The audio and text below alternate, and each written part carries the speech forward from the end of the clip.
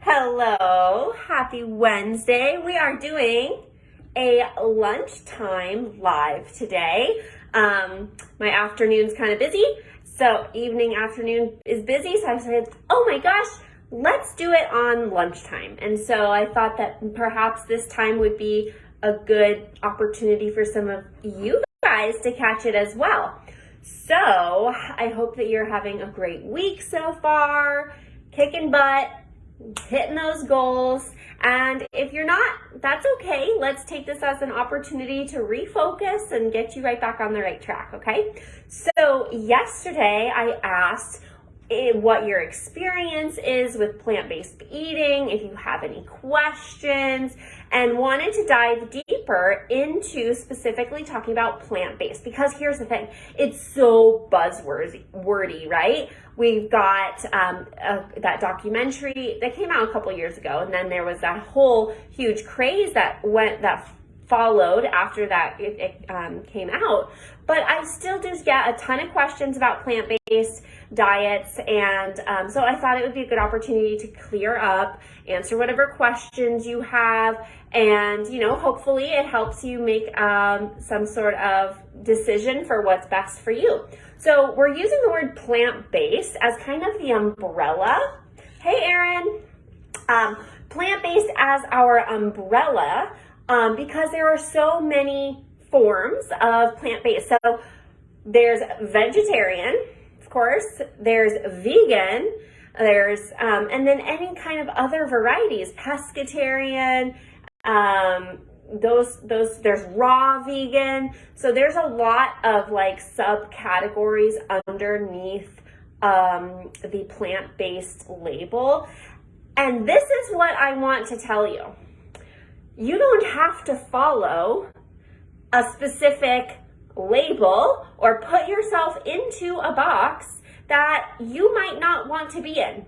You can make your own rules. So if maybe you're like, okay, I want to do vegan, but I really love eggs. Maybe you do everything vegan except that you also have eggs. I don't know. I just don't want you to feel like you have to pigeonhole yourself. Oh, well, I said I'm vegan, so I can't do anything like that. So just keep in mind that you are in charge of your choices and your body and what's best for you. So I really do encourage you to, if you choose that you want to adopt some plant-based eating, just know that it doesn't have to be all or nothing. I talk about this all the time, right? Getting rid of that all or nothing mindset, and how can we find middle ground to make things more sustainable. So just wanted to preface our talk today with that, to just kind of keep in mind that you don't have to stick to a certain subcategory of plant-based eating just because you feel like you have to stick to the rules of it. You make your own rules. So let's kind of dive into some specific, maybe nutrition recommendations or considerations. So if somebody's asking me about plant-based diet, these are some of the things that I want to be clear on, and to make sure that you're having a nutritionally complete diet, especially if you're working towards a specific goal. We need to make sure that you're getting all the nutrition that you need. So number one is, one of the macronutrients is protein. So that is something that I see is that people who are following plant-based and maybe are still tracking macros or trying to hit a specific protein target can be a little bit more tricky. However, it certainly doesn't mean it can't be done. So let's talk about some plant-based protein sources. If we think about our macronutrients, we've got carbs, protein, and fat, right? We have some overlap. It's not strict columns, it's more Venn diagrams. So for example, beans, which are an excellent source of plant-based protein, they are protein, but they also have carbohydrates. So it's kind of in that overlap area. So we don't want to be thinking of things as black and white, all or nothing. There's middle ground to be found, okay? So plant-based sources of protein, beans, lentils, chickpeas, edamame. This is like one of those soy-based products, but it's not, it's the whole bean. It's a soy bean. Edamame, I think, is a really great snack. You can add it to lots of different things. So that's something to keep in mind. So we're going to run through kind of those whole food protein sources first. So we've got our beans, legumes, edamame, nuts and seeds. So nuts and seeds are plant-based protein, but they also overlap into that fat category. So just keep in mind that yes, it has protein, but it's also going to have some fat in there. So nuts and nuts butter, seeds, all those sorts of things are pretty much a staple in plant-based diets. And kind of some whole grains like quinoa happens to be a higher end of protein for grains. I wouldn't necessarily say, oh yes, have quinoa because it's a protein source. It's more heavy on the carbohydrates, but there is a good amount of protein in there. So another one of those overlapping areas, right? So some other plant-based sources of protein that you can incorporate would be some of those more soy products. So maybe like tofu, and tofu comes in a lot of different forms, right? There's silken tofu, there's firm tofu, there's blah, blah, blah, blah, blah. Lots of different options. There are also a lot of, fake meats using soy that appeal to the plant-based population, whether it's soy riso or tofurkey or, like whatever kind of sausage or hamburger, the impossible meats, right? It's a huge market and it makes sense. From my perspective, yes, you're getting protein in there, but if you look at the ingredients list of those things, like the ingredients list is so long, you're getting so much other stuff in there as well. So much sodium, a lot of additives, usually it's higher fat, so and higher carbohydrates too, because there's going to be other stuff in there. So I caution you against like going all in on the fake meats, and because you think it's like only for the like health benefits, because I'm not convinced.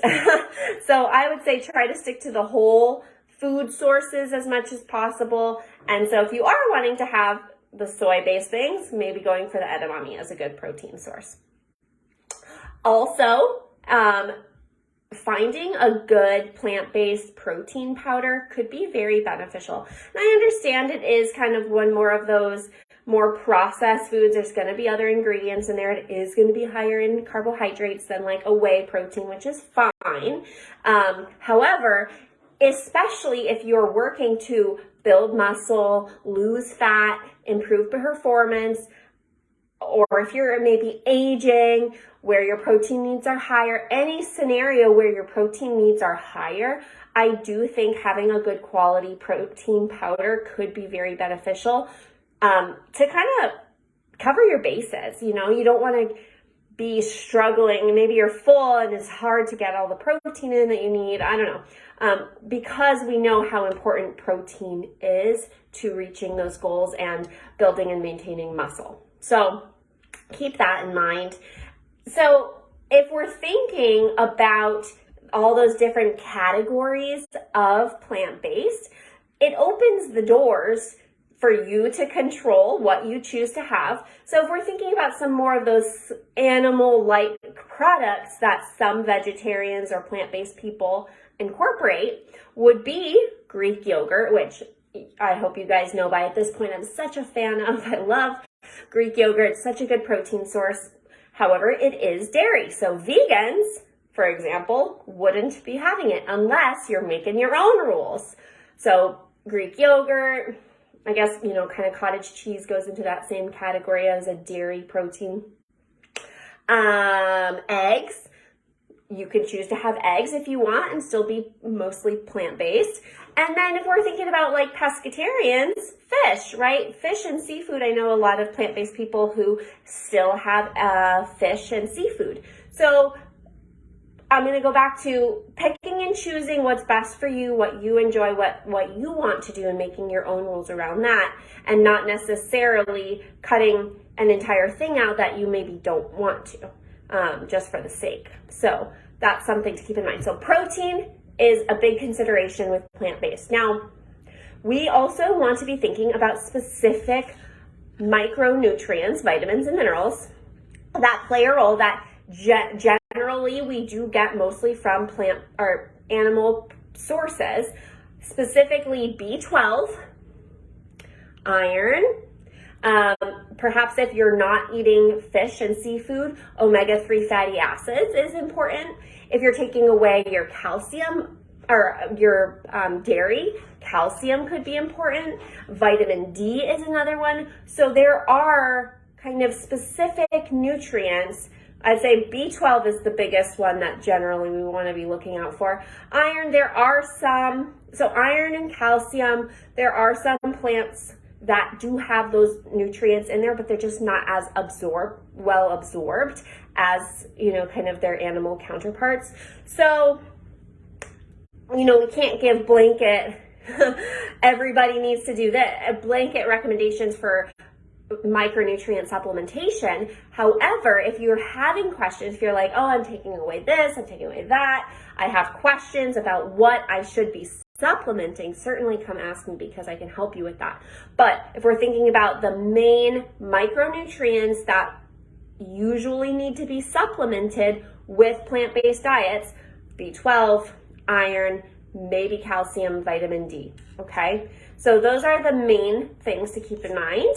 And you might be thinking, okay, so who maybe would this not be for? I can't really answer that, because if you maybe are pregnant, you can absolutely make this work with the supplementation, making sure you're getting enough protein and calories.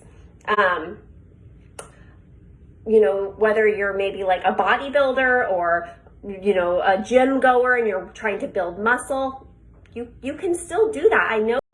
I know somebody who is vegan and he, is like a bodybuilder. So it can be done.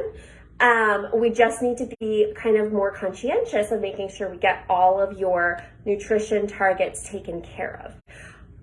A little thing to keep in mind is that we hear a lot, plant-based being healthier. And yes, I'd say eating more plants is absolutely going to help you be healthier, feel better, help manage your weight, all that good stuff. It is also anti-inflammatory by, through nature, all of those antioxidants and vitamins and minerals in plants that you hopefully will be eating a lot of will help to reduce inflammation. And also because animal products are higher in saturated fat usually, and they are more inflammatory than plants. So if you're eating mostly plants, then that's going to help reduce the inflammation in your body. If you want some more details about inflammation, I do actually have a whole live video on inflammation. What is it? How do we decrease it? In the guide section. So if you want to go back and watch that, you totally can. And my little tidbit here that I want to share is that I've seen this a lot too, is that just because you're plant-based or vegetarian doesn't necessarily mean that you are eating healthier than somebody who is eating animal products. If all you're eating is, packaged, processed junk, but it doesn't have any animal product in it, well, that certainly doesn't equate to a healthier diet, right? I forgot to mention, a lot of packaged goods, specifically like cereals and different grain-like options, are usually fortified with iron and fortified with calcium and vitamin D. So this is a good way to get some of those nutrients in your diet if you are having packaged grain items, because you can check that it's fortified. But just keep in mind that even if you're plant-based, but you're eating a bunch of processed, unhealthy food, it doesn't necessarily mean that you're much better off, right?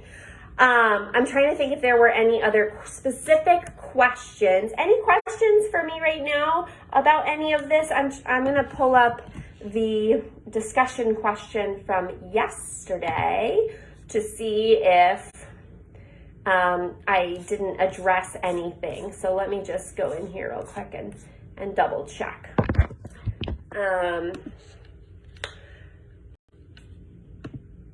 One moment.